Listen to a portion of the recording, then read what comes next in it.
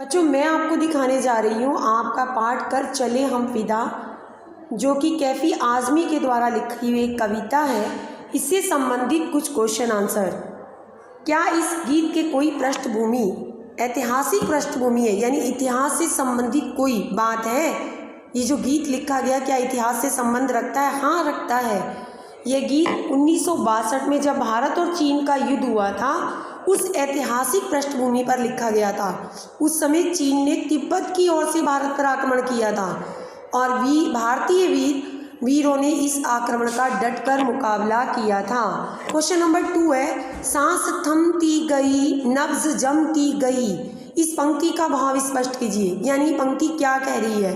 तो ये पंक्ति विपरीत परिस्थितियों को उजागर कर रही है कि जब हम युद्ध कर रहे थे, सैनिक बता रहे हैं, उस समय परिस्थिति यानी वेदर मौसम हमारे अनुकूल नहीं था।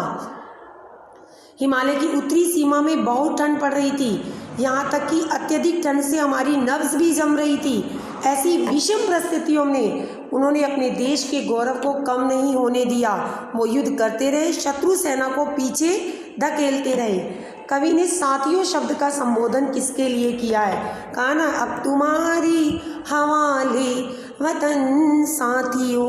तो यह साथियों शब्द का प्रयोग कवि ने सैनिकों के लिए, साथियों के लिए, सैनिक साथियों के लिए किया है, वह देशवासियों के लिए किया है, अपने देश के सैनिक साथियों के लिए किया है। अगर क्वेश्चन नंबर 4 है, बाघपन से क्या अभिप्राय है? तो बच्चों, बाघपन से अभिप्राय जवानी के जोश, यानी हम लड़ भी रहे थे लेकिन हमारा जोश कम नहीं हो रहा था, वीरता के भाव से है। जान दीनी की रुत रोज आती नहीं। इस पंक्ति के माध्यम से कवि आपको क्या बता रहा है?